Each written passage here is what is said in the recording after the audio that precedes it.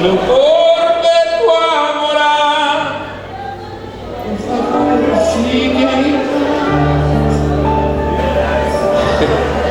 E não saia mais do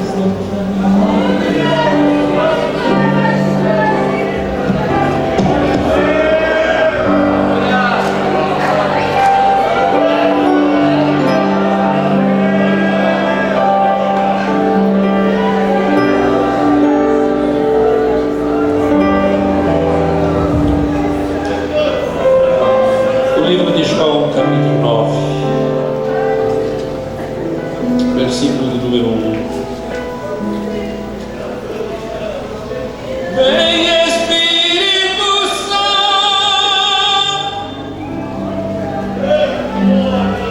vem pra junto de mim,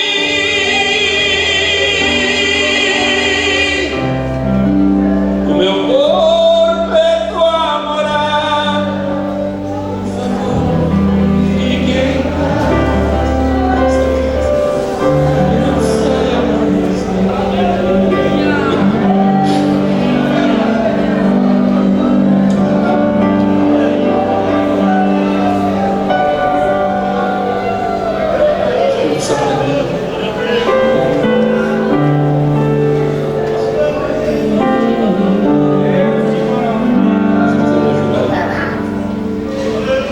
Capítulo 9, o personagem diz assim: passando, Jesus viu um homem cego de nascença. E os seus discípulos lhe perguntaram, dizendo: Rabi, quem pecou? Este e os seus pais, para que nascesse cego?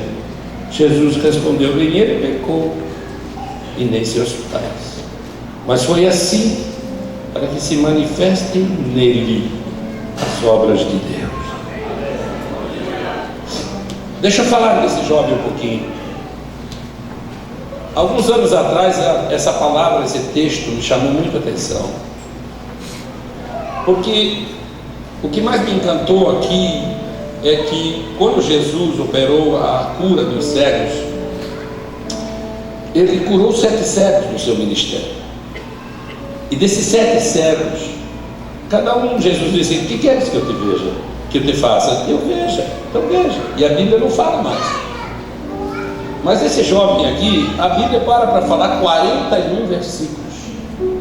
E quando a Bíblia para falar 41 versículos de uma pessoa, algo extraordinário tem aqui. Eu comecei a buscar aqui no capítulo 9 de João, e confesso a vocês que eu fiquei quase 3 anos nesse texto. Busquei em alguns livros teológicos também americanos, enquanto eu estava na América, para procurar saber mais sobre o conhecimento. Por que Jesus fala 41 versículos desse verso 1, João narra. E algo me chamou muita atenção e eu achei impressionante o que está aqui.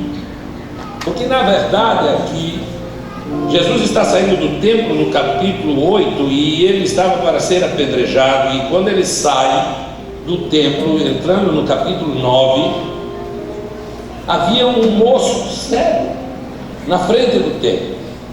E se vocês olharem o texto, vocês vão perceber que Jesus passa direto, Jesus não para. E os apóstolos, quando viram aquele rapaz chamou a atenção dos apóstolos, a ponto do apóstolo perguntar a Jesus: quem pecou? Ele e os seus pais?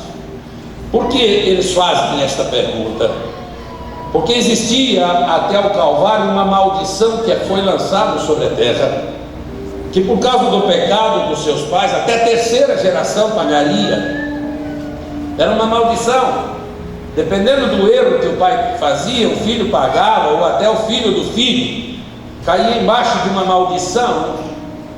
E por isso que o apóstolo pergunta: quem pecou, foi ele ou foi seus pais? Porque no Novo Testamento, no Novo Ensinamento, nós aprendemos que depois de Cristo, cada um dará conta de si mesmo. E cada um que pecar, ele dará conta de si. Os nossos filhos não darão conta dos nossos pecados. Mas aqui estava subjugado debaixo de uma maldição. E o que mais me chama a atenção aqui é que quando eu fui estudar sobre esta família, o qual a Bíblia não relata muito, eu pude descobrir por alguns teólogos de que esta família era da tribo dos levitas. E por ser da tribo dos levitas, o maior sonho que o pai tinha, quando essa criança nasceu, foi apresentar no templo, foi levar para ser apresentado pelo sumo sacerdote. E quando o pai está ali de campana do lado de fora, aguardando o nascimento desta criança, e quando as parteiras fazem o parto, e a parteira diz: é um menino, eu fico imaginando a alegria de um pai, porque eu sou pai e sei, eu tenho 6 filhos, cada um que nasceu uma história. Eu tenho 2 filhos que nasceram nos Estados Unidos, e eu pude filmar o nascimento dos meus filhos para guardar, e eu lembro que eu chorava igual a criança, e os médicos tiveram quase que me dar um calmante, porque é algo emocionante, é algo fora do comum, trazer a vida, a existência, uma vida. E quando aquele menino nasce, eu fico imaginando a alegria daquele pai, e o pai já deve ter pensado: eu vou levar no templo, eu vou apresentar no templo, eu vou entregar na mão do sumo sacerdote, quem sabe meu filho vai ser um levita, quem sabe meu filho vai ser um cantor, quem sabe ele vai ser um sacerdote, quem sabe ele vai ser um pastor. Eu vou levar o meu filho no templo. Mas quando a parteira sai do lado de fora, a parteira dá a notícia e diz: olha, seu filho é bonito, nasceu, mas só tem um problema. Qual é o problema? Seu filho nasceu cego. E nós sabemos que pela lei judaica, nenhum filho ou filha que nascesse com defeito físico poderia ser apresentado no templo. Era uma lei. Nenhuma pessoa que fosse coxo ou tivesse um problema, ele não podia estar na presença do rei, e muito menos na presença do sacerdote. Era lei. Agora, quando aquela família recebe a notícia que o filho estava cego de nascença, eu fico imaginando, como usamos na nossa expressão, a casa caiu. Eu fico imaginando como ficou triste aquele pai ao saber que o filho nasceu cego. E o que é pior, aquele filho, que no próprio texto revela, ele nasce sem os globos oculares. Porque é muito fácil, quando os cegos chegaram diante de Jesus e disseram: o que queres que eu te faça? E eles disseram: que eu veja. É muito fácil. Jesus tocou, cuspiu no olho de um, passou a mão, deu uma ordem: Bartimeu, que eu venha, volte a ver, veja, veja, veja. Mas esse moço não tinha os 2 globos oculares. Ele não tinha. E isso chamou a atenção. E quando o apóstolo fala para Jesus quem pecou, só tem 2 pessoas na Bíblia que Jesus ou Deus dá testemunho. A primeira foi de Jó: viste Satanás o meu servo, fiel, justo e temente? Testemunho. Mas a segunda família na Bíblia, e a única, as 2 famílias que Deus dá testemunho, a segunda está aqui. Jesus fala da sua própria boca: nem ele pecou, e nem os seus pais. Sabe o que Jesus está dizendo? Ele aqui é santo. Esse jovem é santo, e seus pais, a sua casa é santo. Eles não têm pecado. Então eu, se estivesse ali com os apóstolos, eu perguntaria a Jesus: mas por que então ele nasceu cego? E Jesus responderia no texto: ele nasceu assim, porque eu quero que ele nasça assim.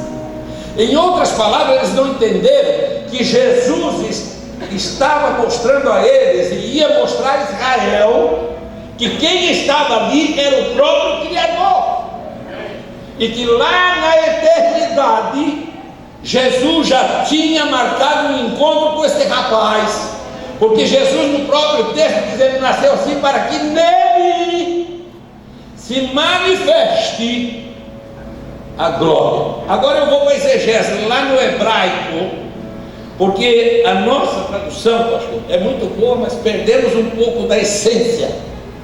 Porque lá no hebraico, no original, está escrito assim: ele nasceu assim, porque eu quero que ele seja assim, até que se manifeste nele aquilo que eu tenho que fazer, para que a glória do meu Pai seja glorificada em Israel. Que coisa linda! Deixa eu usar um texto aqui, irmão.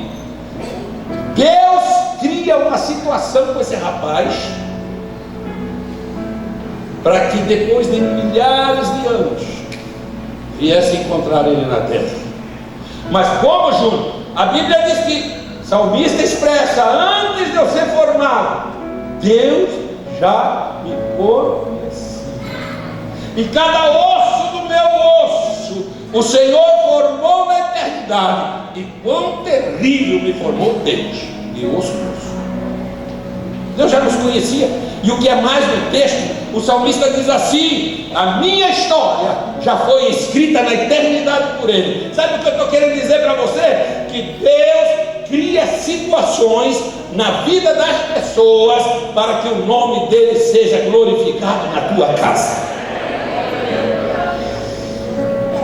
Muitas vezes nós dizemos: ah, o diabo está com raiva. Quantas vezes eu vi um irmão sofrendo e disse assim: olha lá, o menino está em pecado, o diabo está arrebentando com ele, ó. Está lá porque é esse aqui não. E o diabo não tem poder nenhum sobre a minha vida nem a sua. Ele não tem poder sobre a tua vida, ele não tem poder sobre a nossa vida, porque a minha Bíblia diz: aqueles que estão em Cristo Jesus, o maligno não lhe toca. A Bíblia diz que nós somos a menina dos olhos de Deus. A Bíblia diz que Jesus tem ciúme de nós. A Bíblia diz que nós somos a morada de Deus. E a Bíblia diz que nós somos a noiva do Cordeiro. Agora eu quero perguntar: aonde o diabo vai tocar? Não! O diabo não pode tocar essa enfermidade que você tem, esse problema que você tem, e que parece insolúvel. Está aí porque Deus permitiu. Está aí porque Deus quis que ela estivesse aí. Está aí porque Deus marcou um encontro com você, para resolver a tua situação, para que abale os alicerces da tua casa, da tua estrutura, da tua família, para que todos saibam que Deus é Deus na sua vida e na vida da tua família.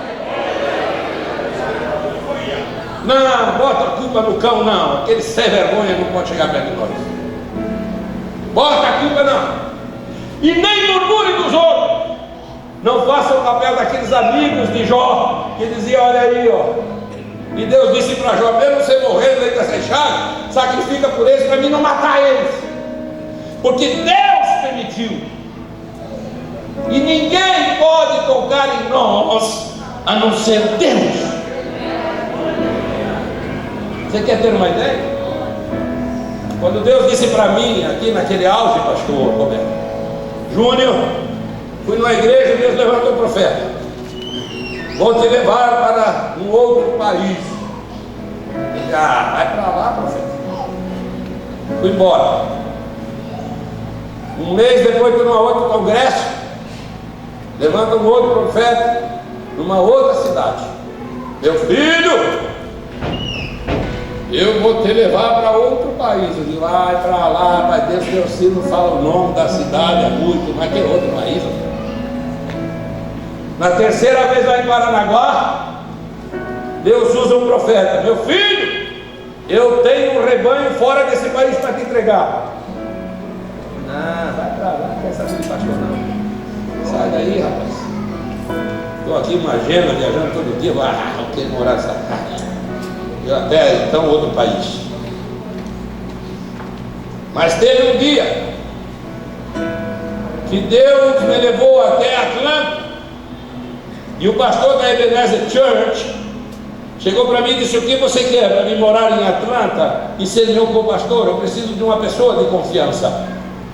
Eu disse: olha, o que o senhor acha que eu preciso para morar aqui? Eu te dou um salário de $3.000, te dou carro, te dou casa, você vem.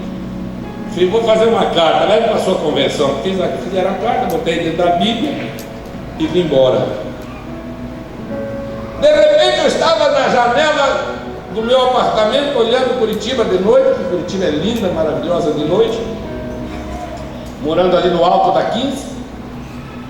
Eu disse para minha mulher, eu disse, olha meu bem, como Curitiba está linda hoje com essa lua cheia, maravilhosa, olha as luzes da cidade. E ela disse assim, meu bem, eu não quero ver luz da cidade, eu estou preocupado. Eu disse, o que foi? Deus está falando para nós ir embora. Eu disse assim, vai para onde? Eu acho que é para os Estados Unidos. Quando ela falou Estados Unidos, isso é só porque eu estou com aquela carta aqui, né? E você está doidinha para morar na América, né? Vai para lá, mulher. Olha aqui, ó. Eu não quero saber de profeta falando comigo, não. Primeiro lugar, se Deus não descer do céu, não colocar o dedão no meu nariz e dizer, vá, aí eu vou. Caso contrário, não quero profeta falando comigo, não. Fui embora. Aí no carnaval de 2005 fui cantar em Goiânia. Cheguei lá e estou lá na glória, lá cantando, cantei o povo dançando, espírito, aquela glória. Sentei. Vamos ouvir o pastor Marco Aurélio, um cara que não tem nome. É um Marco Aurélio lá de Goiás, cabelo bem queimadinho igual de Davi, magrinho, feinho. Lá vem ele. Ai do Senhor, irmão. E eu disse, vai dar o que isso aí para pregar agora, depois de uma glória dessa? Amém. Antes de pregar, eu preciso falar uma coisa aqui. Amém. Virou para mim. Tu disseste lá na tua casa, só se eu tocasse no teu nariz? Hoje eu